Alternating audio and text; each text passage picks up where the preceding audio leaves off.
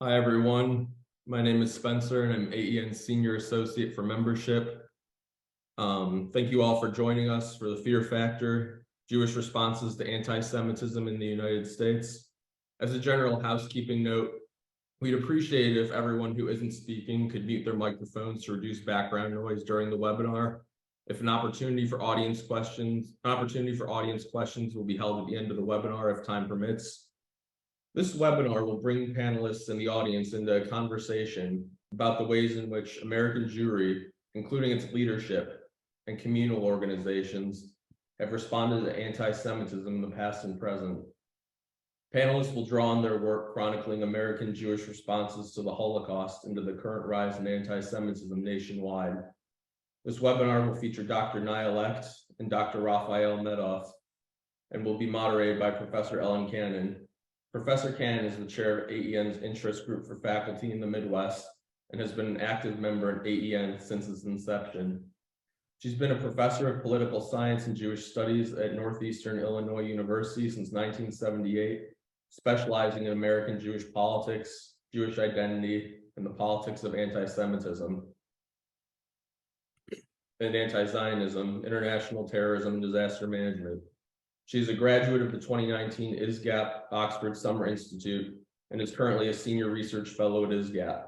Her recent publications include The Mera Affair, The Sea Change in Islamism's Terror Footprint to the Holy Jihad, ISGAP Occasional Paper Series 2021, The BDS and Anti-BDS Movements, Propaganda War versus Interest Group Articulation, Jewish Political Science Review, Fall 2019, Contemporary Jewish Politics and Historiography, The Case of the BDS Movement, in Dean Philip Bell edition, The Routledge Companion to Jewish History and Historiography 2019, and more than 400 news articles on terrorism and catastrophic disasters. Her current research project is on Soviet anti-Semitism and anti-Zionism from Lenin to Stalin, its impact on Soviet and American higher education. And now, without further ado, I'll pass it over to Professor Cannon to introduce our distinguished panelists.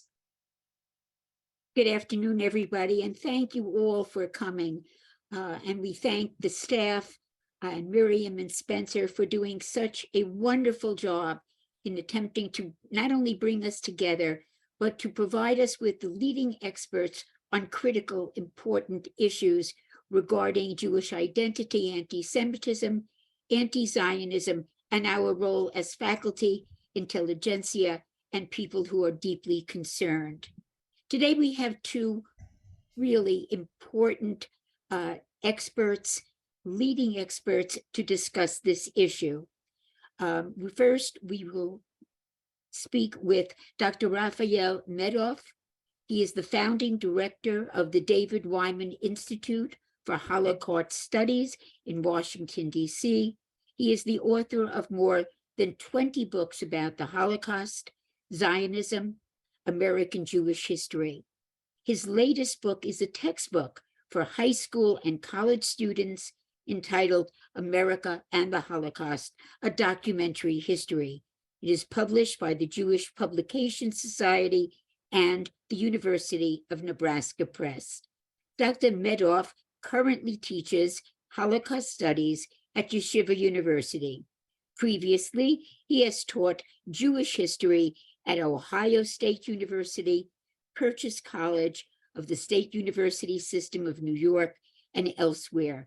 And he is a fellow of the Finkler Institute of Holocaust Research at Bar Ilan University. Our second speaker is Dr. Naya Lekht. Dr. Lekht is a scholar on contemporary anti-Semitism and works with the Jewish community to foster pride in the history of the Jewish people and create robust education on the history of anti-Semitism, as well as the Arab-Israeli conflict. Dr. Lekht in 2019 joined as Director of Education for Club Z, where she developed and teaches Club Z's dynamic curriculum. Before this effort, she taught at the University of California in Los Angeles, where she obtained her PhD in Russian literature in 2013. Naya lectures widely on modern-day anti-Semitism and was a scholar in residence at Oxford University through the Institute for the Study of Global Antisemitism. We welcome you both, and we will start with Dr. Medoff. Thank you very much, Professor Cannon, and my thanks as well to the Academic Engagement Network and your staff, Spencer Kent, for giving me this opportunity to share some thoughts this afternoon. When we speak of American Jewish responses to anti-Semitism in the 1930s and 1940s, it's important to keep in mind that the Jewish community in those days consisted overwhelmingly of either immigrants or children of immigrants. And what that means for our purposes is that many American Jews during that era did not yet feel fully comfortable in American society.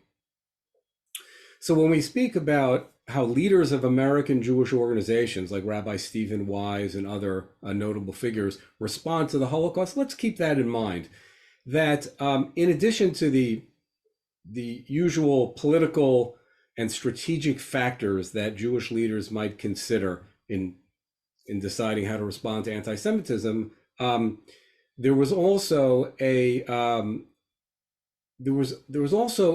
fear,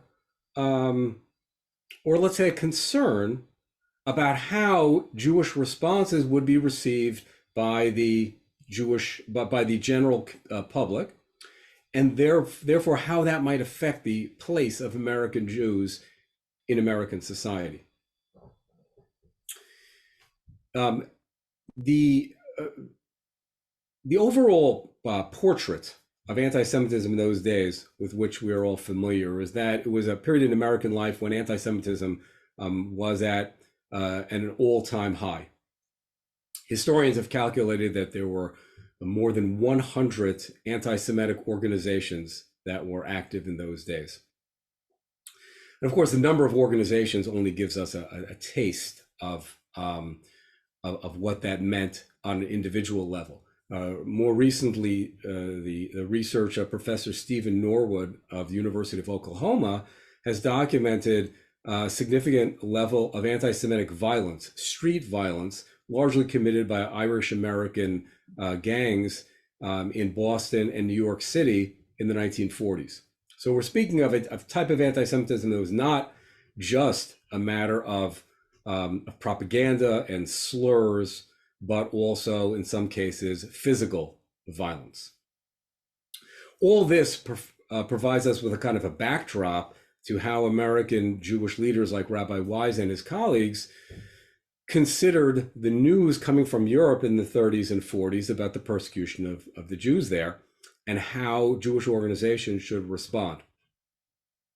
Now, one of the interesting contrasts in the study of American Jewish leaders and the Holocaust is that you really had two major forces in the Jewish community competing for the role of spokesman for the Jewish community in responding to the plight of the Jews in Europe. You had the established leaders, Rabbi Wise, and the leaders of organizations such as the American Jewish Committee.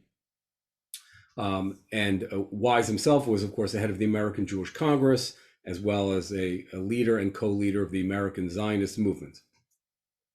But at the same time, beginning in the early 1940s, you had a kind of an activist alternative group, which we refer to as the Bergson Group. This was a political action committee that in the 1940s undertook protests aimed at trying to persuade the Roosevelt administration to help rescue Jews from the Nazis. What made the Bergson Group especially controversial, and which caused conflicts with the established Jewish leaders, was its use of what were for that era unorthodox tactics, such as placing full-page ads in major newspapers, and, a subject to which I'll return in a moment, staging a dramatic march by 400 rabbis to the White House in 1943. I want to speak first a little bit about these newspaper ads because it sheds light on our subject today, which is the question of fears that helped shape American Jewish leaders' attitudes. Although it is commonplace today for Jewish organizations to take out large advertisements in the general press to draw attention to their concerns, that was not at all the case in the 1940s. It's something that was not yet done. And that goes back again to the very first point I mentioned, which was that many American Jews did not yet feel as if they were fully accepted as American citizens and were uneasy about their place in American society. So the idea of broadcasting narrowly Jewish concerns across the pages of major secular newspapers was something which made many established Jewish leaders uneasy, nervous. So when the Bergson Group began in early 1943, placing ads challenging the Roosevelt administration about the Jewish refugee crisis, established leaders like Rabbi Wise were deeply concerned and upset. They tried various tactics to dissuade the Bergson Group from publishing those ads. And even in some cases, Wise and others approached the publishers of newspapers and magazines that had been using the ads and pleaded with them to refuse to keep publishing them. We know from the private correspondence of Rabbi Wise and his colleagues that fear of causing anti-Semitism was a major motive in this campaign to stop the Bergson Group's newspaper ads. Wise refers to the ads as lurid and garish, and was concerned that these kinds of Jewish demands, so to speak, and also the fact that these ads were challenging a very popular president in the middle of a world war, that these could stimulate anti-Semitism in the United States. What I want to comment on with regard to the ads and then the march, to which I'm going to refer in a moment, is the responsibility of American Jewish leaders on two levels. First of all, it is the basic obligation of every leader of a Jewish organization to care for the concerns of his constituents. And the fear that an upstart group like the Bergson Group might provoke anti-Semitism, I would say, was not an irrational fear. It wasn't crazy for established Jewish leaders to worry that these unusual new Jewish protest tactics might cause a backlash. That was, after all, the fundamental responsibility of American Jewish leaders to be concerned about that sort of thing.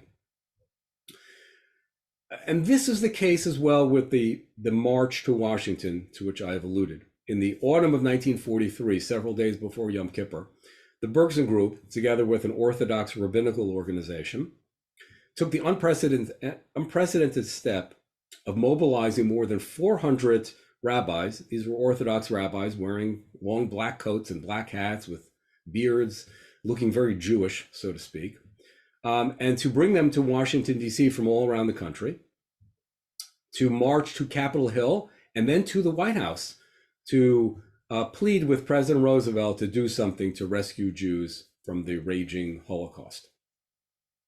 Rabbi Wise and other Jewish leaders behind the scenes tried to prevent the march from taking place. They enlisted at least one Jewish congressman, Saul Bloom of Manhattan, to directly pressure the Bergson Group and warn the Bergson that a march such as this could provoke pogroms in the United States. I don't think Congressman Bloom was making this up. I mean, I think he was genuinely afraid that this could happen. I think Rabbi Wise sincerely thought that there could be some kind of an anti-Semitic backlash if these rabbis marched, paraded down the streets of Washington, D.C. and to the Capitol. The reason the Bergson Group was not moved by such appeals or pressure, it was not persuaded to either cancel that march or to stop placing ads in newspapers. Altogether, the Bergson people sponsored more than 200 full-page newspaper ads in the 1940s. The reason they could not be dissuaded, the main reason, is because the leaders of the Bergson Group were not American Jews. They were, in fact, in the United States temporarily. They had come mostly from Palestine, some from Europe. They were not concerned about their place in American society. So here we see an interesting sociological difference. Whereas Rabbi Wise, or the leaders of the American Jewish Committee, were fully American and saw their future in America and therefore were deeply concerned about the status of Jews in America, Bergson and his colleagues were foreigners who came to the United States in the 1940s temporarily, tried to mobilize public opinion to address an emergency situation. And when the emergency was over, when the war was over, they left. They went to Palestine. Several were elected to the Knesset, in fact. And so they didn't have the same kind of stake in America, in the future of American Jewry that Rabbi Wise had. In my few remaining minutes, I want to go back to what I see as the heart of the question of the responsibility of a leader of an American Jewish organization.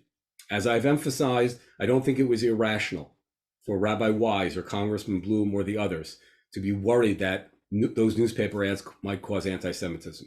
And I don't think it was crazy for them to be concerned that this unprecedented march of rabbis through the streets of Washington could provoke an anti-Semitic backlash.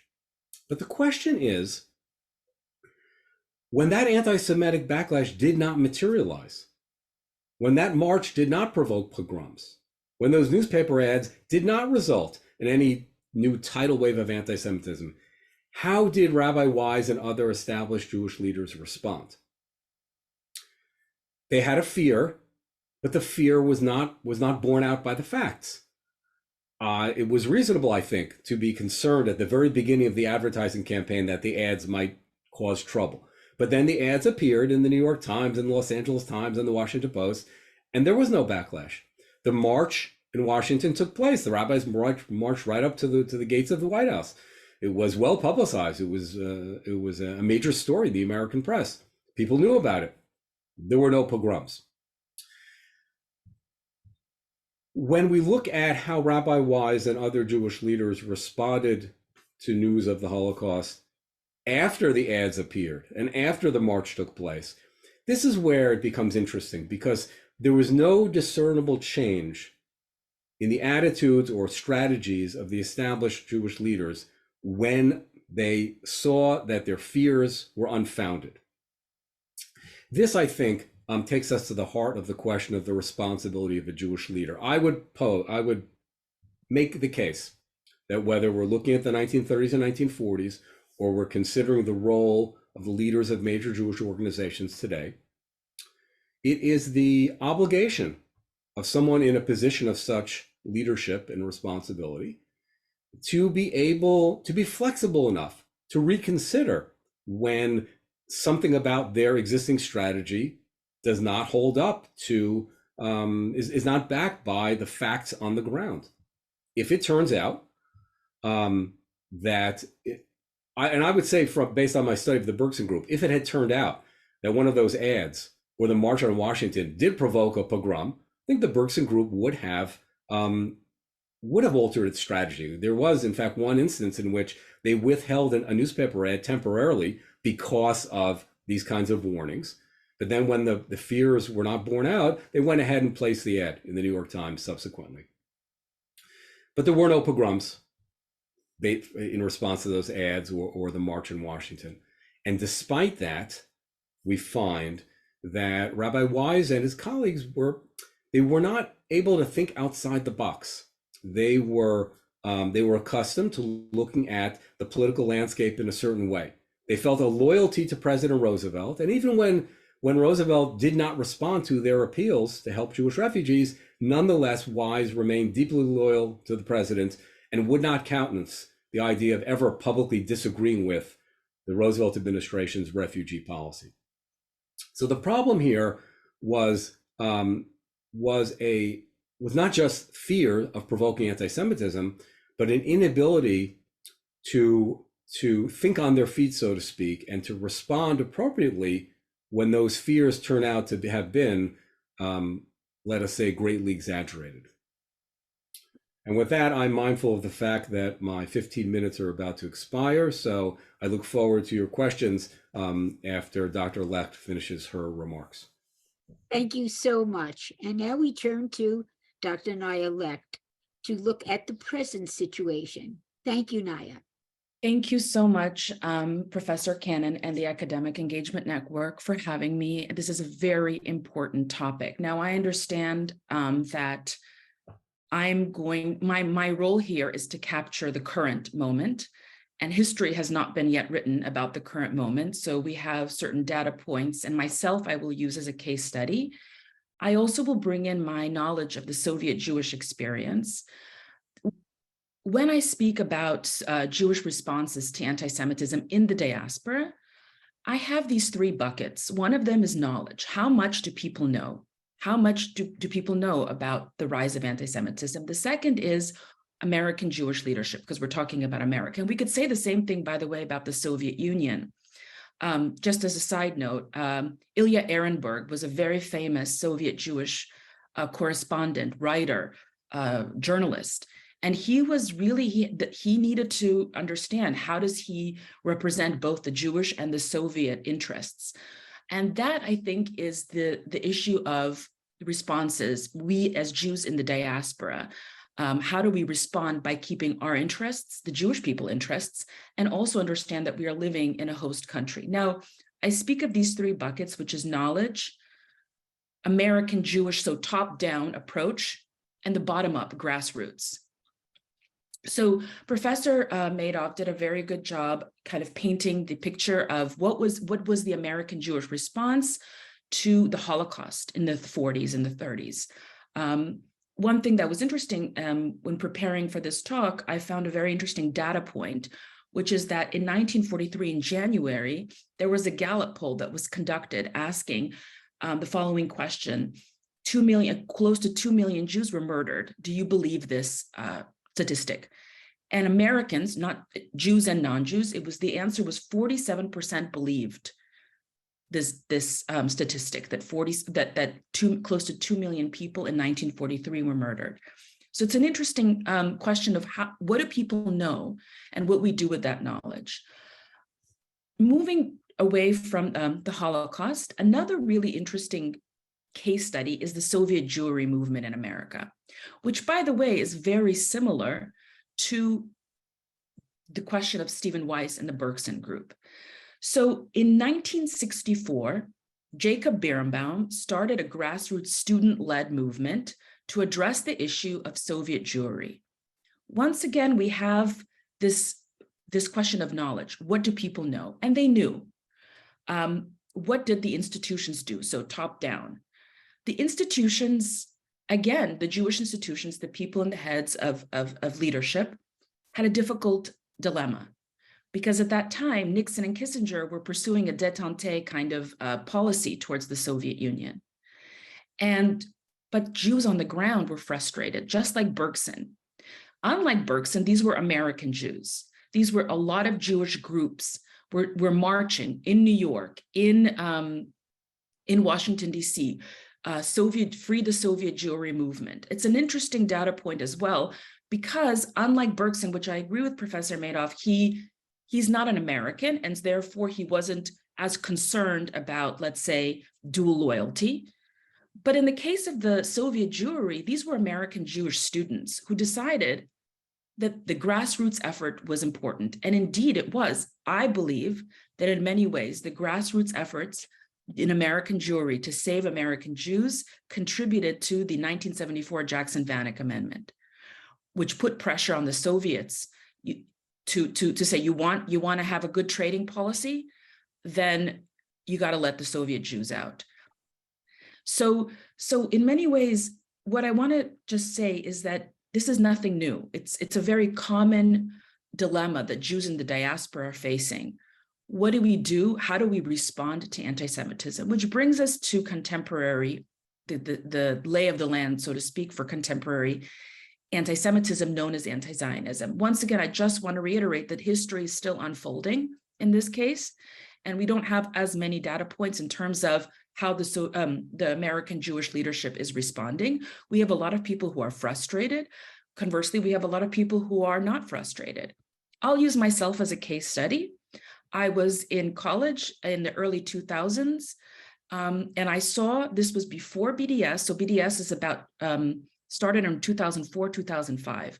I was in college in 2002, and I saw really alarming trends of anti-Zionism. Now, American Jews are not the first Jews to feel anti-Zionism. The first, quote unquote, I don't like to say victims, but the first people to encounter anti-Zionism were Soviet Jews. Soviet Jews experienced anti-Zionism because anti-Zionism as a propaganda campaign was created by the Soviets, which is another fascinating topic of how it was shipped to the Western world. It's another really important, I'm not going to get into it right now, but the point of the matter is that in 2002, when I experienced anti-Zionism, major Jewish institutions were not ready. They didn't know. They didn't know how to respond. I was a student on college campus. I came to institutions on college campus. I spoke with Jewish professors. And unfortunately, they didn't know. They rejected it as just a criticism of Israel or a healthy dialogue around the state of Israel. They didn't see that calling Israel a Nazi state or an apartheid state or maligning Zionism as racism was a form of anti-Semitism. But luckily, it's been 20 years, and we can reflect on those 20 years. Within those 20 years, much actually productive has been done, which is the development of the IRA definition, which includes anti-Zionism. Even for big Jewish institutions now are dealing with anti-Zionism. And so it's a positive trend. At the same time, it's an interesting question because in the case of the Jewish responses to the Holocaust, in the case of the American Jewish responses to the Soviet Union, in the case of American Jewish responses to anti-Zionism, we have it's an interesting three cases of Jews worrying about Jews in another country, right? Jews perishing in Europe, Jews feeling anti-Zionism in the Soviet Union, and today Jews talking about Israel. And of course, I wonder, and this is a question we can discuss, do the Jews who are advocating that anti-Zionism equals anti-Semitism, do they worry that they too are participating in dual loyalty, right? Because they are, quote unquote, protecting Israel. This brings us to my passion, which is education. And we really need reform in education on how we treat Zionism, how we treat this history of anti-Semitism and anti-Zionism. The fact of the matter is that when a Jew stands up for Israel, they're not really standing up for Israel. They're standing up for their basic right as a Jew. In the few minutes I also have remaining, I'd like to discuss some troubling and alarming data points today that capture a sort of moment for the youth. And when I mean youth, I mean high school students and college students. So for many years, we thought that the epicenter of anti-Zionism was on college campuses, and it was. But it has tragically and alarmingly moved to high schools. High school students report, I just read a statistic, 70 in the state of Kansas, they did in 2022, 75% of students, high school students report encountering anti-Semitism. In the state of California, where I live, we have a problem, which is the liberated ethnic studies curriculum coming into high schools. And unfortunately, teachers are not properly trained and don't understand that much of what is in that curriculum traffics in a redress of classic anti-Semitism under the guise of anti-Zionism.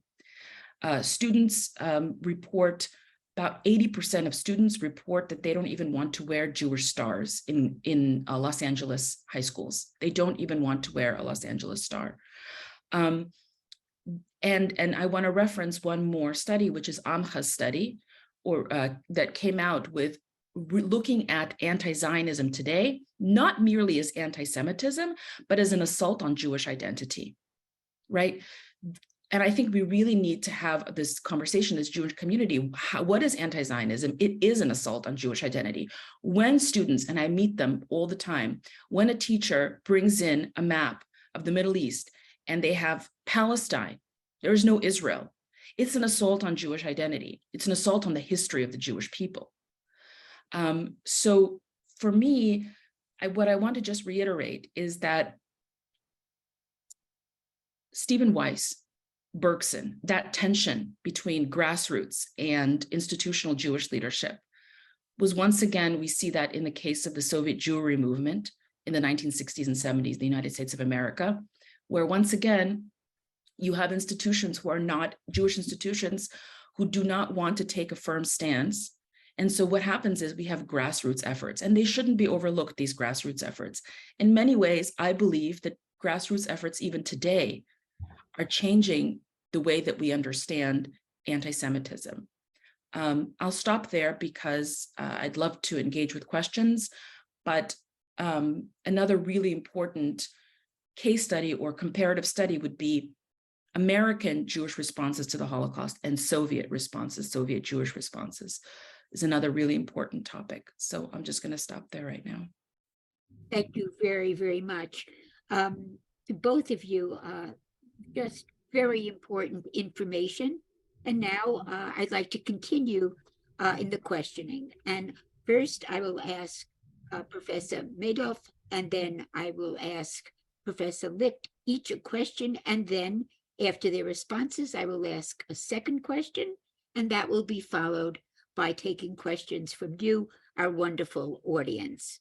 So first, Professor Medoff, in what way do you feel that the perceptions of European Jews held by the American Jewish communal leaders differed from the general American population and the American Jewish community at large?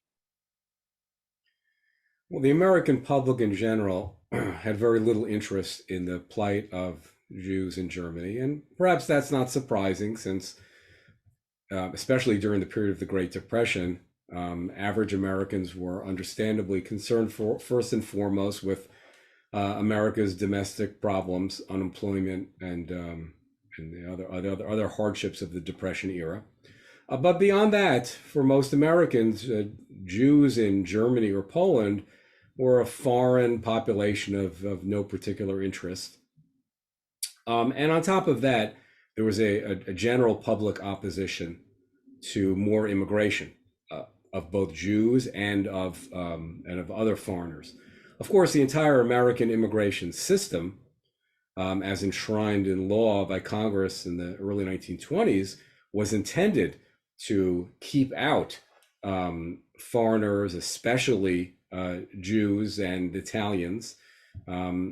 So there was a general atmosphere in that period of disinterest, if not hostility, toward Jewish refugees. However, obviously, American Jews looked at European Jewry very differently. For most American Jews, the Jews in Europe were their brethren, if not literally, then figuratively, just as Jews throughout the diaspora have always looked upon other Jewish communities as kin. And most American Jews, I think, shared a sense of charitable mutual responsibility. That is, a sense that there's an obligation that comes with being a Jew, an obligation to help other Jews who were in distress around the world. The ways and means by which American Jews could help Jews in Europe during this period, of course, were complicated by some of the factors that we've been discussing. The fact that the president and his administration were uninterested in helping the Jews, the fact that public opinion was against immigration, and the high levels of anti-Semitism. But I think it's important to also note that there was a shift, an important shift in public opinion, of which American Jews were aware during the war. When we speak of the high levels of anti-Semitism in the 1930s and public opinion polls showing a strong opposition to immigration, that all captured the mood at a certain point in time. However, many of the fears that motivated opposition to Jewish immigration in the 30s were fears based on the conditions of the 1930s, which is to say that opposition to refugee immigration was largely rooted in concerns that refugees would come and take jobs away from American citizens. Once America entered World War II, however, those considerations, those fears necessarily changed, because when America began its wartime economy, unemployment was essentially wiped out and the Depression came to an end.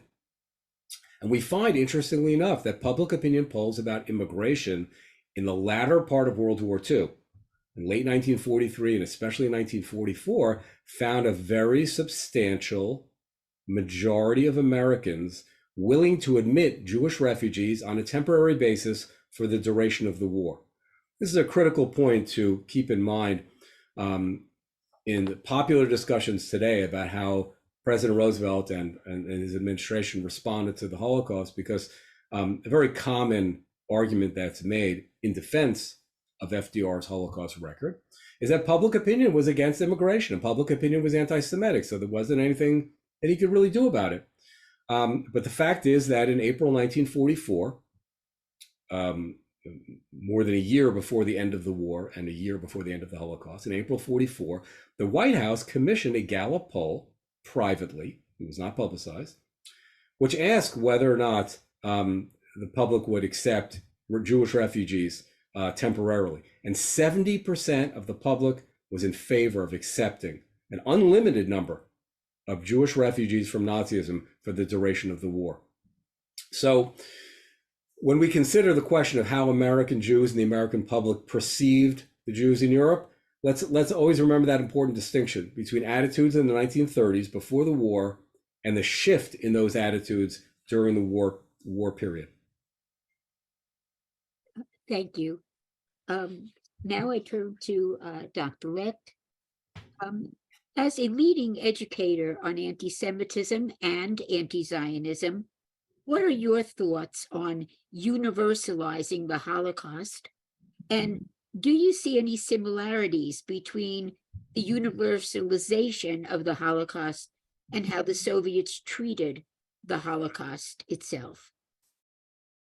Okay, so your question is twofold. First is a question of what does comprehensive and effective education on the anti-Semitism look like? And the second is, what are the dangers of universalizing the Holocaust? And do I see parallels to the Soviet Union? I'm going to answer the second part.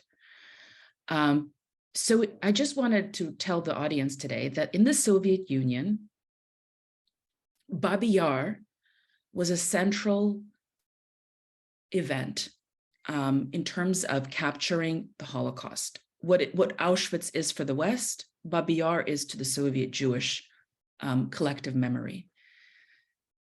The first monument, so Babi Yar occurred in 1941, September. The first monument that ever appeared to the Holocaust in the Soviet Union was in 1976. It was in Kiev, it was in Babi Yar, and the plaque read that this monument is commemorating all the peaceful citizens that died at the hands of the Nazi regime. This is problematic because it's not a lie, right? Soviet citizens did perish, but as Nekrasov, who was a very famous Soviet poet, wrote, they died because they were Jews. And so what happened in the Soviet Union is that they de-emphasized, denied that the primary targets of the Holocaust were the Jews. They universalized it as all peaceful Soviet citizens perished under the hands of the Nazis.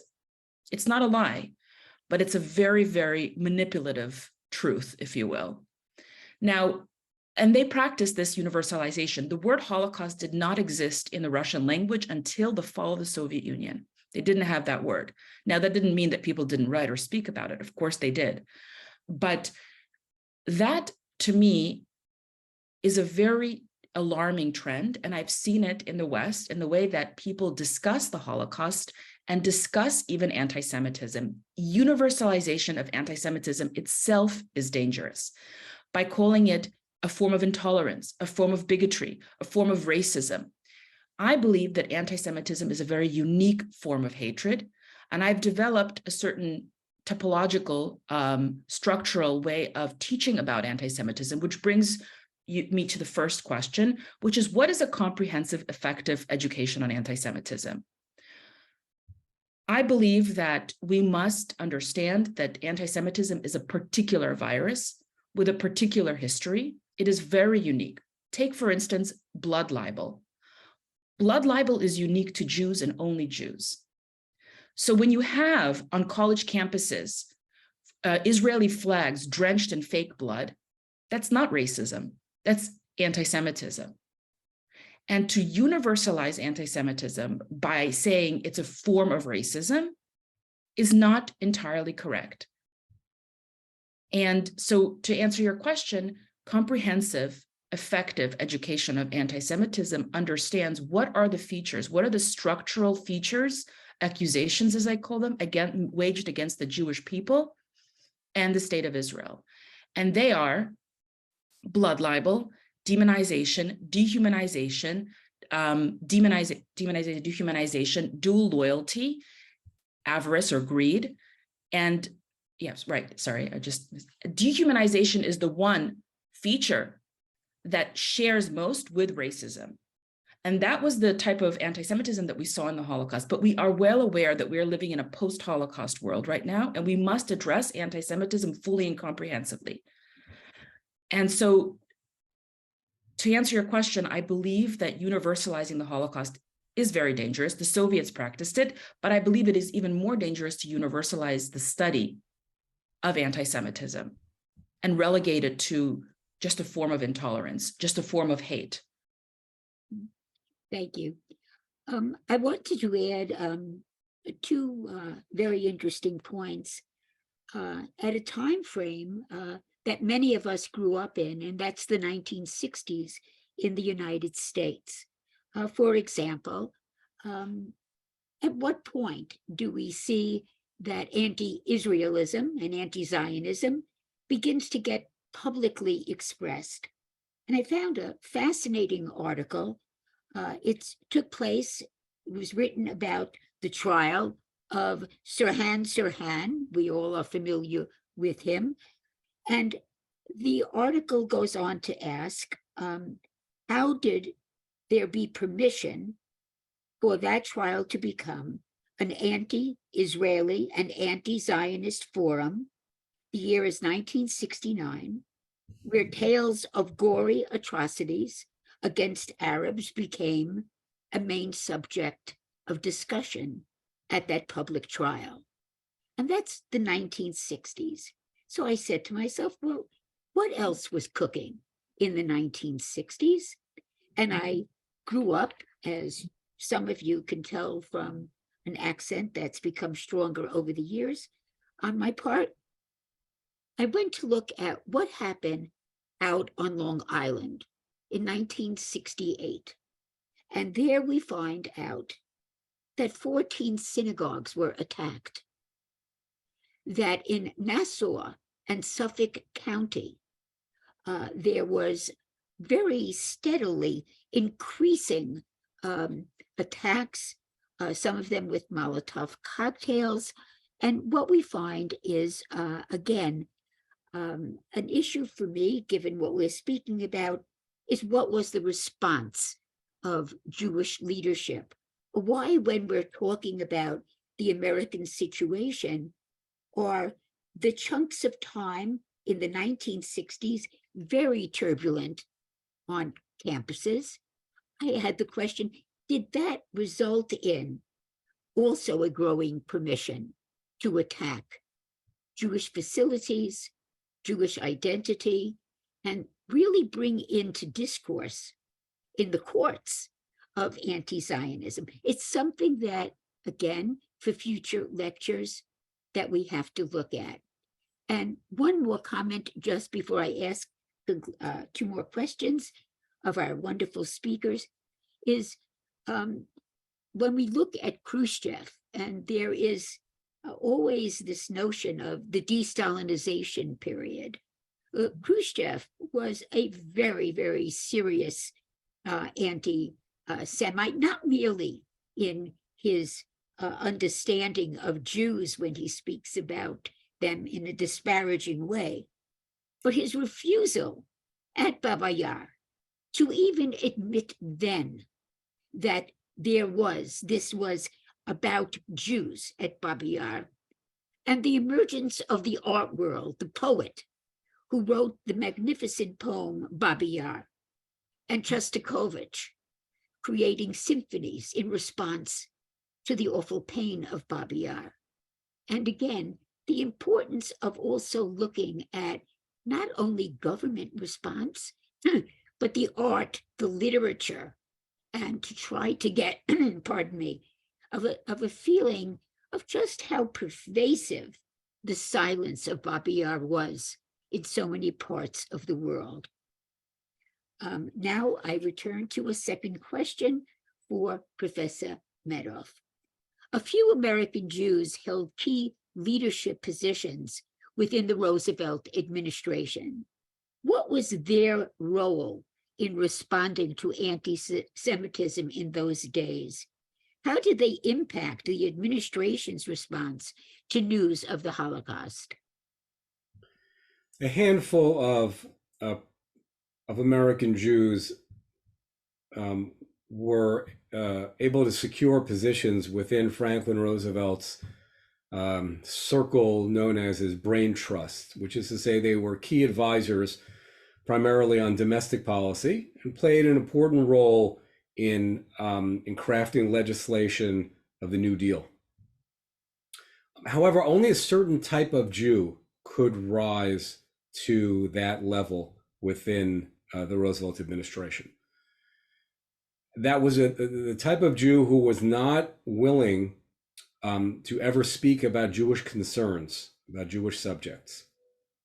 So the individuals who played these key roles, men like Samuel Rosenman, FDR's top speechwriter, or Ben Cohen, the New Deal architect, Felix Frankfurter, Supreme Court Justice, and Henry Morgenthau Jr., the Secretary of the Treasury, the only Jew in the cabinet, as a general rule, never spoke about Jewish concerns. They did not approach President Roosevelt, for example, on the question of Jewish refugee immigration or later of possible US responses to the Holocaust itself. Morgenthau is the exception here because late during the period under consideration, he had a major change of heart. In late 1943, Morgenthau's staff, who were Protestants, attorneys, brought to his attention the fact that senior State Department officials and others in the administration were suppressing news about the Holocaust and were obstructing opportunities to rescue refugees. And because his staff brought this information to Morgenthau, he realized that his moment, in effect, had come, and that it was his moral obligation to approach President Roosevelt directly and plead for action to be taken to help rescue Jews during the final months of the war and the Holocaust.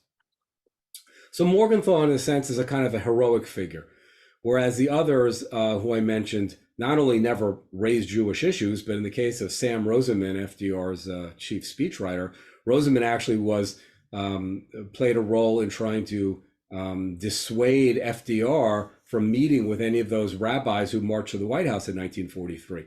Now, President Roosevelt did not need Sam Rosenman's advice to refuse to meet with those rabbis. Nonetheless, Rosenman again and again played that role within the administration of pushing away possible Jewish critics or challenges to the president's refugee policy. Members of Congress, Jewish members of Congress, did not fit exactly that same mold. During this period, there were typically about 7 Jewish members of the House of Representatives, none in the Senate. Some of them supported the Roosevelt administration's policies. Saul Bloom, who I've mentioned as an opponent of the Birx Group, Bloom was a staunch supporter of President Roosevelt's policy of not helping the Jews in Europe. But there were other Jewish members of Congress, especially Emanuel Seller of Brooklyn, who were very outspoken in trying to call attention to the plight of the Jews.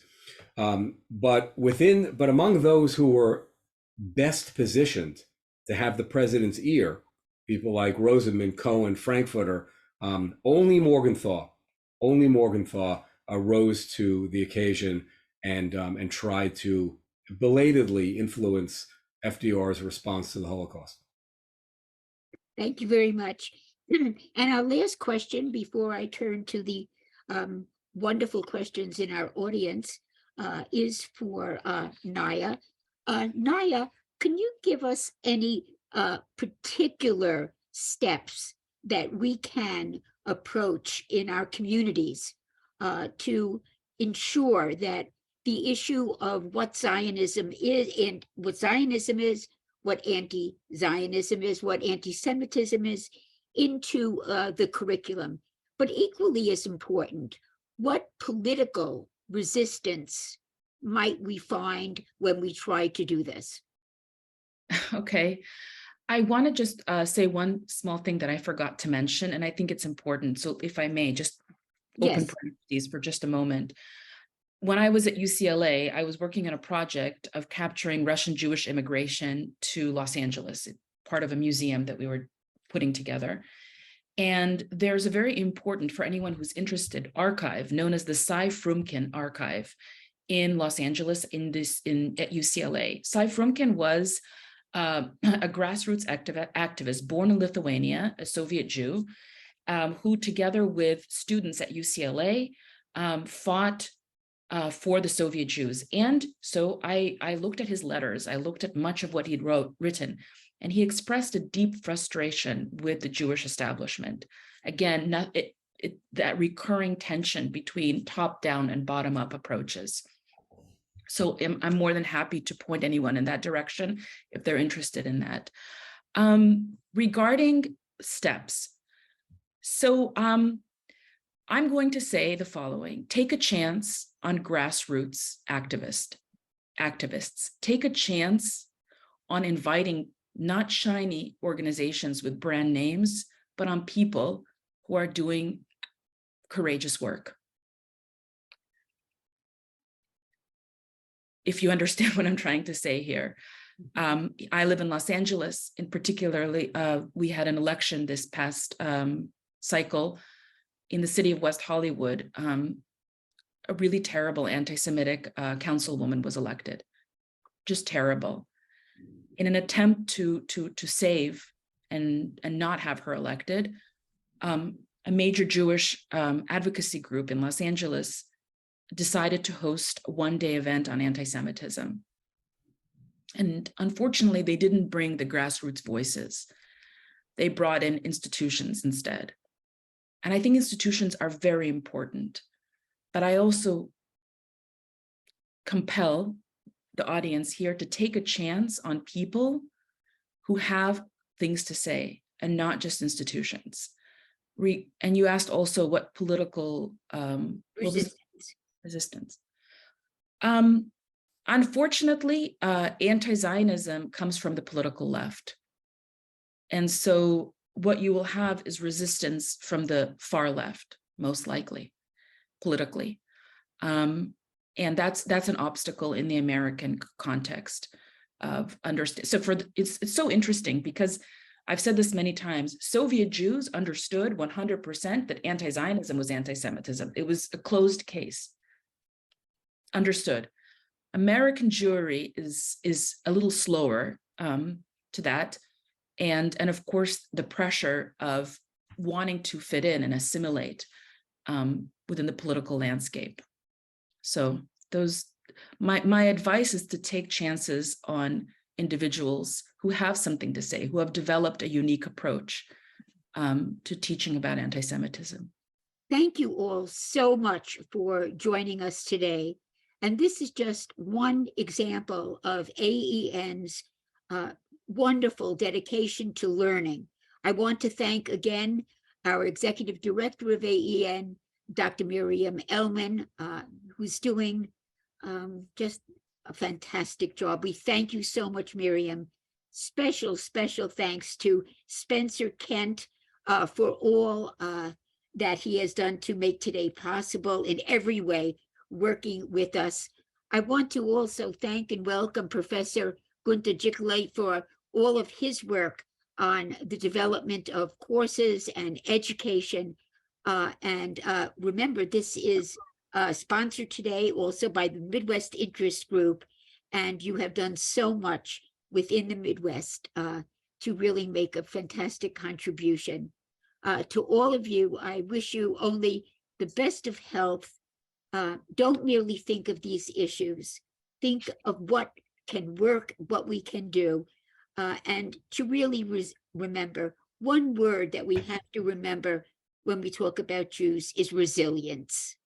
Resilience. We are not going away, and we have to remember that maybe we could take a rest, maybe have a little schnapps, a little malted, whatever you like, but don't rest. We have a lot of work to do, and AEN is right with you. Thank you all for joining. It's been a pleasure. Can I just say one word to thank the panel as well? Thank you, Ellen. Thank you, Naya and Rafael. And thank you to everybody who stuck with us. I think this shows just the great value of AEN as an educational resource, as you mentioned, Ellen, but also everything we do is instrumental. We're filling minds, we're learning in order to do something, in order to make change, in order to improve the campus climate, in order to develop new ways of doing that, right? Of helping ourselves, of supporting our own identity, supporting our children and grandchildren, right? And so I think that what's so wonderful about a program like this is that it brings us together to really showcase a great deal of divergence of opinion, right? We're not all on the same page on these issues. We don't all have to agree, but we come together around the shared mission. And Ellen, you presented that beautifully at the end. So on behalf of AEN and my leadership team, thank you for a really very rich and valuable discussion and a lot of food for thought. Thank you. Thank you, everybody.